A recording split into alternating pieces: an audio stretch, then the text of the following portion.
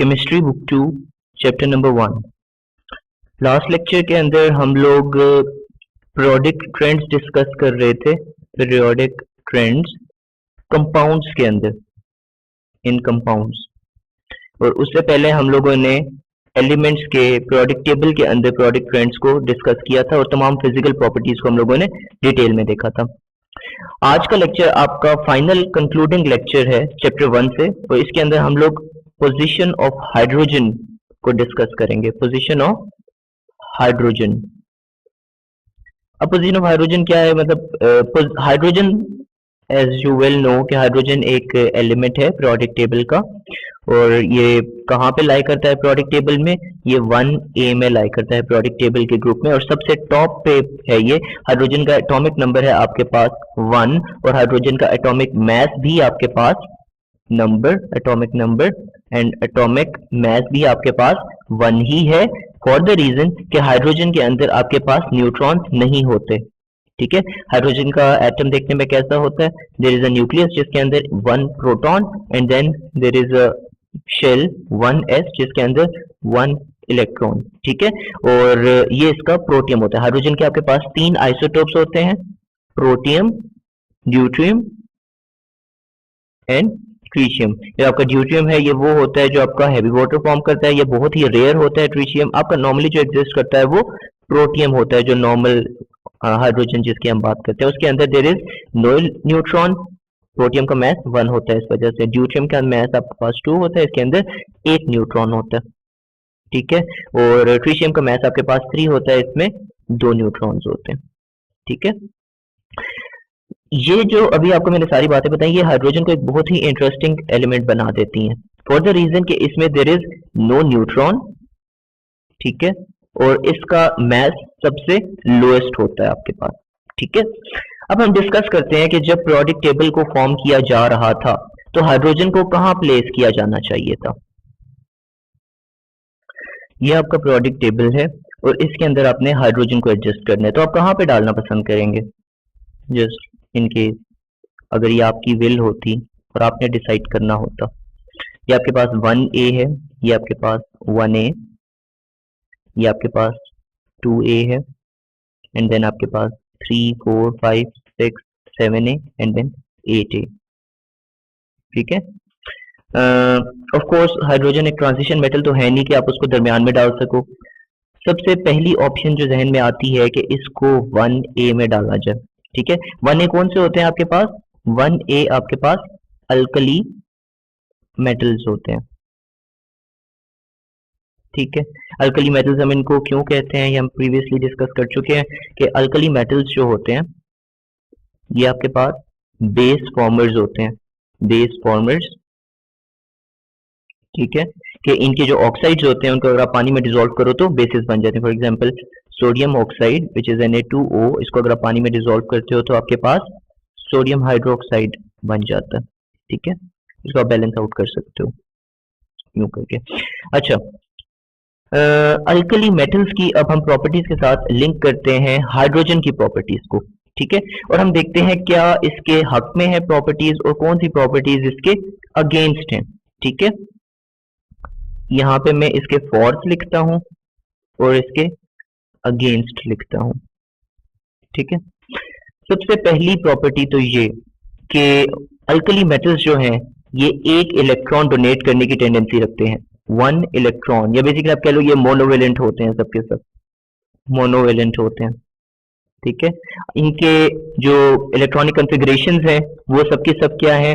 वो 1s1, 2s1, 3s1, 4s1 पे आके एंड होती हैं। ठीक है, तो इनके जो वैलेंस सब ऑर्बिटल्स हैं उनके अंदर s सब ऑर्बिटल होता है और उसमें एक इलेक्ट्रॉन वो कैरी करते हैं। तो ये एक पहली प्रॉपर्टी है जो हाइड्रोजन की भी यही होती है। हाइड्रोजन 1s1 से बिलोंग करता है और हाइड्रोजन भी मोनोवेलेंट है। ठीक है, सेकेंड प्रॉपर्टी जो कि हाइड्रोजन कैरी करता है अल्कली मेटल्स की, वो कौन सी है? अल्कली मेटल्स विगरसली किसके साथ रिएक्ट करते हैं? रिएक्शन या रिएक्टिविटी विद हेलोजन। हेलोजेंस क्या होते हैं? हेलोजेंस जो होते हैं ये ग्रुप 7A के जो एलिमेंट्स होते हैं इनको हम हेलोजेंस कहते हैं। हेलोजेंस का मतलब होता है सॉल्ट फॉर्मर्स, और ये आपके पास सॉल्ट्स बनाते हैं, ठीक है। इस वजह से हम इनको कहते हैं कि ये हेलोजेंस है। फॉर एग्जांपल आप सोडियम के साथ रिएक्ट कराओ क्लोरीन को, तो आपके पास लेट्स से NaCl एक बन जाता है। इसी तरह अगर आप हाइड्रोजन के साथ भी अगर क्लोरीन को रिएक्ट कराओ तो ये भी रिएक्शन बहुत इजीली वैसे ही जनरेट होगा जैसे क्लोरीन या बाकी हेलोजेंस जो है वो अल्कली मेटल्स के साथ करते हैं, ठीक है। तो ये अगेन एक ऐसी प्रॉपर्टी है जो कॉमन है हाइड्रोजन की अल्कली मेटल्स के साथ। और एक तीसरी प्रॉपर्टी जो हाइड्रोजन कैरी करता है अल्कली मेटल्स की, वो है डिसोसिएशन या डाइसोसिएशन, इनको दोनों तरीकों से आप कॉल करते हो। डिसोसिएशन इन वाटर, डाइसोसिएट का मतलब होता है स्प्लिट हो जाना, ठीक है। फॉर एग्जांपल आप डालते हो पानी के अंदर, आप नमक को अगर डालते हो तो आपका सोडियम और क्लोरीन स्प्लिट हो जाता है और इसके गिर्द भी वाटर मॉलिक्यूल्स और इसके गिर्द भी वाटर मॉलिक्यूल्स का एक पूरा, फॉर एग्जांपल ये वाटर के मॉलिक्यूल्स होते हैं और ये इनको सराउंड कर लेते हैं, ठीक है। और इनके पोलर एंड्स जो होते हैं वो, फॉर एग्जांपल क्लोरीन का आपके पास नेगेटिव चार्ज है तो वाटर का जो पॉजिटिव पोलर एंड है वो क्लोरीन की तरफ पॉइंट करेगा और जो सोडियम की तरफ वाटर का नेगेटिव पोलर एंड पॉइंट करेगा। ये जो प्रॉपर्टी है ये अगेन है कॉमन है हाइड्रोजन के कंपाउंड्स के साथ भी। जब फॉर एग्जांपल हाइड्रोजन का कोई कंपाउंड भी स्प्लिट होता है तो वो भी इसी तरीके से होता है पानी के अंदर, ठीक है। अब हम चाहते हैं कि अल्कली मेटल्स में कौन सी ऐसी चीजें हैं जो पानी में नहीं होती। सबसे पहली, पानी कह रहा हूँ, हाइड्रोजन में नहीं होता। सबसे पहली प्रॉपर्टी तो ये कि अल्कली मेटल सारे के सारे मेटल्स हैं, while hydrogen is not a metal, is not a metal, ठीक है।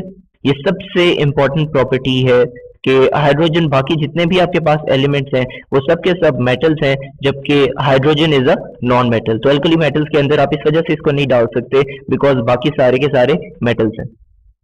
दूसरी चीज ये कि अल्कली मेटल्स की जो आयनाइजेशन एनर्जीज होती हैं, आयनाइजेशन एनर्जीज के ट्रेंड्स और सारा कुछ हम प्रीवियस लेक्चर्स के अंदर डिस्कस कर चुके हैं। आयनाइजेशन एनर्जी ये होती है कि एक इलेक्ट्रॉन को रिमूव करने के लिए कितनी एनर्जी रिक्वायर्ड होती है किसी एक एटम से। फॉर एग्जांपल आप H को कन्वर्ट कर रहे हो H प्लस में, जो कि एक सिंपली H प्लस क्या होता है, अगर आप हाइड्रोजन के अंदर से एक इलेक्ट्रॉन निकाल दो, ये हाइड्रोजन का एटम है ना आपके पास, अगर ये वाला इलेक्ट्रॉन आप इसके अंदर से निकाल दो, ये कट जाए, तो पीछे क्या बचेगा, सिंपली एक प्रोटॉन, ठीक है। तो आप हाइड्रोजन के आयन को यानी H प्लस आयन को एक प्रोटॉन भी कहते हो, ठीक है।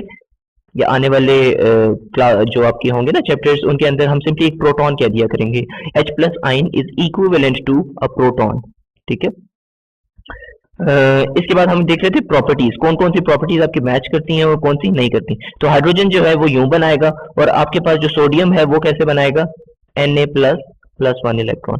अब होता यह है कि आप टॉप से बॉटम आते हो तो आप ये पढ़ चुके हो कि आयनाइजेशन एनर्जीज जो होते हैं वो डिक्रीज करते हैं।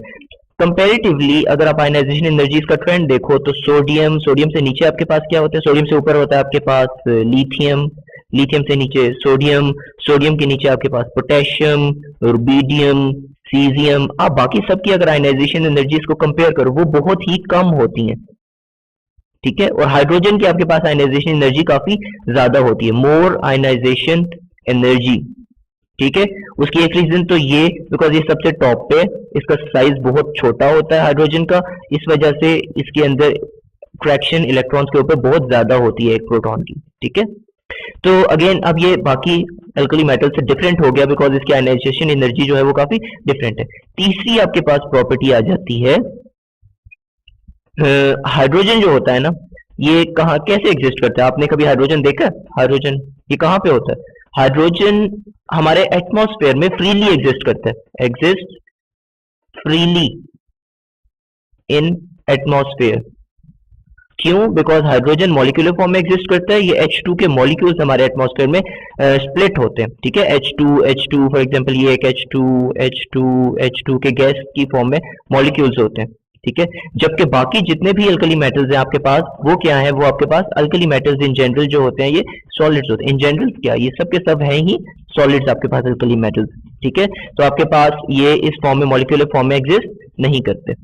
सो इसके 3 फॉर्स हो गए और 3 इसके अगेंस्ट हो गए। इसका मतलब है अब ये बहुत डिफिकल्ट डिसीजन होगा कि हम हाइड्रोजन को अल्कली मेटल्स के साथ डाल दें या ना डालें। सेकंड हम लोग चीज देखते हैं, किसको डिस्कस करें? सेकेंडली हम लोग अब डिस्कस कर लेते हैं लेट्स से हेलोजेंस को। अब मैं हेलोजेंस को क्यों डिस्कस करने लगा हूँ? हेलोजेंस होते हैं सॉल्ट फॉर्मर्स होते हैं, ठीक है, और ये ग्रुप 7A को हम लोग कहते हैं, जिनके वैलेंस इलेक्ट्रॉन की कुछ ऐसी होती है कि P5 पे आके ये सब एंड हो रहे होते हैं, ठीक है। आप 2p5 से करो 3p5 4p5 इन सब की यहाँ पे आके खत्म हो रही होती हैं इलेक्ट्रॉनिक कॉन्फ़िगरेशन, ठीक है। तो ये सब के सब कॉमनली हैलोजेंस होते हैं और ये विगरस रिएक्शंस करते हैं आपके पास अल्कली मेटल्स के साथ, ठीक है। अब हम डिस्कस करते हैं इसके क्या फॉर्स हैं और इसके क्या अगेंस्ट हैं, ठीक है।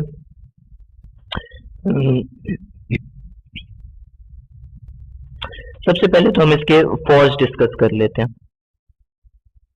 हेलोजेंस जो हैं इनको अगर एक इलेक्ट्रॉन दे दिया जाए यानी -1 इनको अगर चार्ज दे दिया जाए तो इनका वैलेंस शेल कंप्लीट हो जाता है। फॉर एग्जांपल क्लोरीन को अगर आप एक इलेक्ट्रॉन दे देते हो, ठीक है, यानी Cl- आपके पास बन जाएगा, तो इससे होगा ये कि इसका वैलेंस इलेक्ट्रॉन कंप्लीट हो जाएगा, बिकॉज इसमें वैसे 7 इलेक्ट्रॉन्स होते हैं लास्ट शेल और एक इलेक्ट्रॉन की वजह से ये कंप्लीट हो जाएगा। हाइड्रोजन के अंदर भी अगर आप एक इलेक्ट्रॉन डाल देते हो और एक हाइड्राइड आयन बन जाता है तो हाइड्रोजन का भी लास्ट शेल कंप्लीट हो जाता है, बिल्कुल ऐसे ही जैसे हेलोजेंस का कंप्लीट हो जाता है, ठीक है। तो ये एक प्रॉपर्टी कॉमन हो गई। दूसरी प्रॉपर्टी आप ये कहोगे कि हेलोजेंस जो होते हैं ये डायएटॉमिक मॉलिक्यूल्स की फॉर्म में एग्जिस्ट करते हैं, डायएटॉमिक मॉलिक्यूल्स।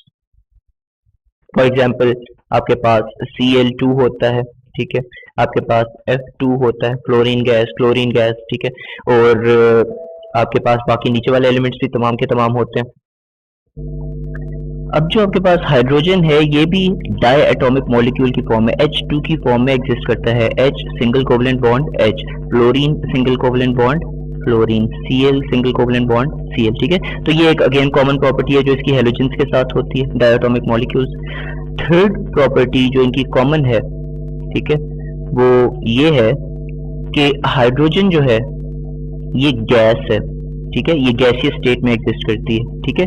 आपके जो फ्लोरीन और क्लोरीन है ये भी नॉर्मली आप कहते हो कि ये गैसियस फॉर्म में एग्जिस्ट करती हैं, बट इस वाली प्रॉपर्टी को आप इन जनरल ये नहीं कह सकते कि ये through out this group hold करती है, बिकॉज आप जब ऊपर से नीचे आते रहते हो आपकी पोलराइजेबिलिटी बढ़ती रहती है, पोलराइजेबिलिटी, और इसकी वजह से होता यह है कि आयोडीन तक जब आप पहुंचते हो, अब आप नीचे आते हो एसिटीन तक, तो वो सॉलिड्स बन जाते हैं, ठीक है, liquids and then solids. Bromine इसी ग्रुप का थर्ड एलिमेंट है, वो इसी ग्रुप में थर्ड या फोर्थ है, वो आपके पास लिक्विड होता है और जब आप आयोडीन पे पहुंचते हो तो वो आपके सॉलिड्स बन जाते हैं, ठीक है।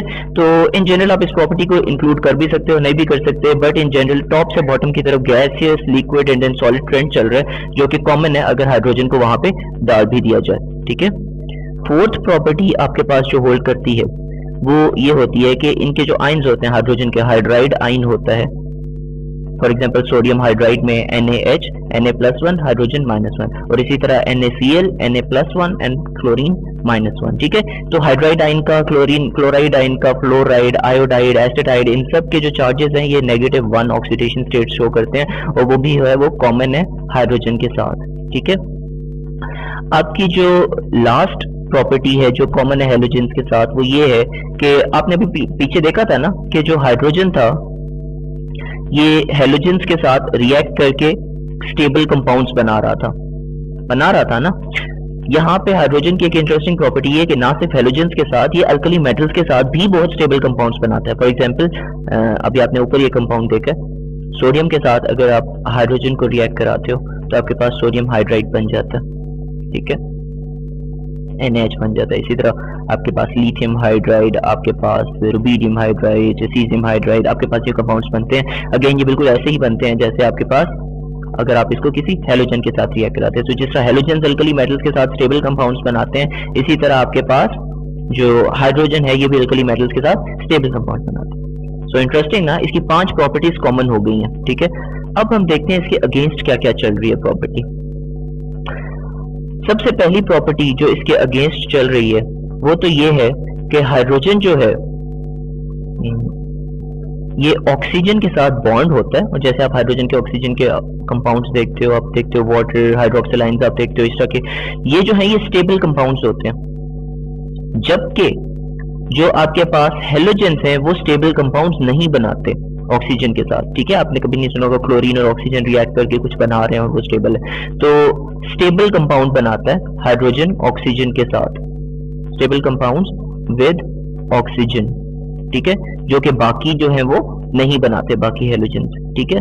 दूसरी प्रॉपर्टी जो आपकी अगेंस्ट चल रही है कि हाइड्रोजन जो है ये एक इलेक्ट्रॉन लूज करने की टेंडेंसी भी रखता है। फॉर एग्जांपल हाइड्रोजन एक इलेक्ट्रॉन लूज करके ये चीज बन जाएगा, बट आप ये नहीं कह सकते कि आप क्लोरीन या फ्लोरीन के अंदर से एक इलेक्ट्रॉन यूं निकाल दो, निकल तो जाएगा, मतलब दिस रिएक्शन इज पॉसिबल, मतलब ऐसा नहीं कि ये हो नहीं सकता, बट इसके लिए जो आयनाइजेशन एनर्जी है आपकी वो आपकी थाउजेंड्स में चली जाएगी, हो सकता है 5-6 थाउजेंड किलो जाउल्स पर मोल हो जाएगी, 5 to 6 थाउजेंड किलो जाउल्स पर मोल, जबकि हाइड्रोजन के लिए ये बहुत कम होती है, ठीक है। तो आप कह सकते हो कि हाइड्रोजन जो है वो इस फॉर्म में एग्जिस्ट करता है, बट क्लोरीन या फ्लोरीन या ब्रोमीन, आयोडीन ये इसका पॉजिटिव आयंस नहीं देते। तो ये थे तमाम इसके अगेंस्ट जो हेलोजन से ये डिफरेंट है, ठीक है। अब अगेन हम लोग एक कंक्लूजन पे नहीं पहुंच सकते कि इसको डालें या ना डालें, कुछ प्रॉपर्टीज मैच करती हैं कुछ नहीं करती।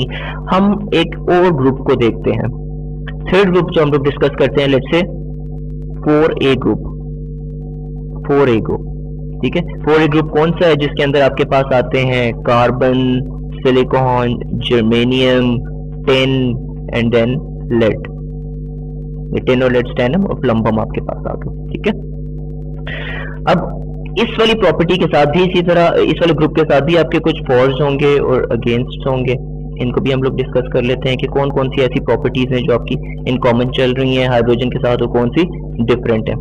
सबसे पहली प्रॉपर्टी जो डिस्कस करूंगा मैं वो तो ये कि फॉर्स हम लोग देख रहे हैं कि हाइड्रोजन का जो ऑर्बिटल होता है, लास्ट शेल होता है, वो हाफ फिल्ड होता है, half filled orbital. For example 1s के अंदर एक इलेक्ट्रॉन होता है और एक ही ओर आने की वजह से इसका 1s कंप्लीट हो जाएगा। अगर आप कार्बन की बात करते हो, कार्बन के पहले शेल में आ जाते हैं 1s में आ जाते हैं 2 एंड देन 2s में आपके पास आ जाते हैं 2, यानी आपके सेकंड शेल में आपके पास टोटल कितने होते हैं? सेकंड शेल में आपके पास होते हैं 4 इलेक्ट्रॉन, ठीक है। और 4 ही अगर और आ जाए तो आपका ये स्टेबल हो सकता है कार्बन, ठीक है। तो इसके भी हाफ फिल्ड ऑर्बिटल होता है लास्ट, कार्बन का भी सिलिकॉन का भी, क्योंकि 4 कोवेलेंट बॉन्ड बनाते हैं इसी वजह से, ठीक है। तो इसका भी हाफ फिल्ड ऑर्बिटल और इसका भी half filled orbital. Second property जो आपकी आती है जो कॉमन है वो ये है कि हाइड्रोजन मोस्ट केसेस के अंदर इन जनरली, बल्कि आप ये कह सकते हो कि कोवेलेंट बॉन्ड्स बनाता है, और आपके 4A के जितने भी एलिमेंट्स हैं वो भी अमूमन कोवेलेंट बॉन्ड्स ही बनाते हैं, बिकॉज इसकी इलेक्ट्रोनेगेटिविटी इतनी कम नहीं या इतनी ज्यादा नहीं होती कि इनका डिफरेंस 1.7 से बाकी कंपाउंड्स का डिफरेंट हो जाए और ये आयनिक कंपाउंड्स बना दें, ज्यादा हो जाए। तो हाइड्रोजन कोवेलेंट बॉन्ड्स बनाता है बिल्कुल ऐसे ही जैसे कार्बन, सिलिकॉन वगैरह कोवेलेंट बॉन्ड्स बनाते हैं, और आप देख चुके हो कि कार्बन 4 और सिलिकॉन भी 4 कोवेलेंट बॉन्ड्स बनाते हैं और हाइड्रोजन 1 कोवेलेंट बॉन्ड बनाता है, ठीक है। 1 2 एंड देन थर्ड प्रॉपर्टी आपके पास जो कॉमन है वो ये कि ये रिड्यूसिंग एजेंट है, hydrogen is a reducing agent. Reduction का क्या मतलब होता है ये मैं आपको बता देता हूँ। रिडक्शन कहते हैं हम रिमूवल ऑफ ऑक्सीजन को, या हम कहते हैं एडिशन ऑफ हाइड्रोजन को, या हम कहते हैं एडिशन ऑफ इलेक्ट्रॉन को, ठीक है। ये तीनों प्रॉपर्टीज जो हैं ये बेसिकली एक ही चीज को इम्प्लाई कर रही होती हैं, रिडक्शन। अब मैं आपको कुछ रिएक्शन इसके बता देता हूँ। फॉर एग्जाम्पल आप कहते हो कि हाइड्रोजन जो है ये रिएक्ट करता है क्यूप्रिक ऑक्साइड से, CuO is cupric because Cu यहाँ पे +2 है और ऑक्सीजन यहाँ पे -2 है, ये क्यूप्रस ऑक्साइड होता तो फिर ये Cu2O होता, ठीक है, Cu2O cuprous oxide. Cupric oxide के साथ हाइड्रोजन रिएक्ट करते हैं और ये कॉपर को अलग कर देगा और हाइड्रोजन खुद ऑक्सीजन के साथ बॉन्ड हो जाएगा। बेसिकली यहाँ पे आपके पास removal of oxygen from copper oxide हो रहा है, ठीक है। कॉपर ऑक्साइड से ऑक्सीजन को रिमूव कर रहा है हाइड्रोजन, सो हाइड्रोजन यहाँ पे as a reducing agent act कर रहा है, ठीक है। इसी तरह आप बाकी एलिमेंट्स को अगर देखो, आप अगर कार्बन को रिएक्ट कराओ लेट्स से SnO2 के साथ, टिन ऑक्साइड के साथ, तो बेसिकली अगेन टिन को ये रिड्यूस कर देता है, कार्बन डाइऑक्साइड साथ फॉर्म कर देता है। तो ये प्रॉपर्टी इन कॉमन रिडक्शन की प्रॉपर्टी है जो सेम है।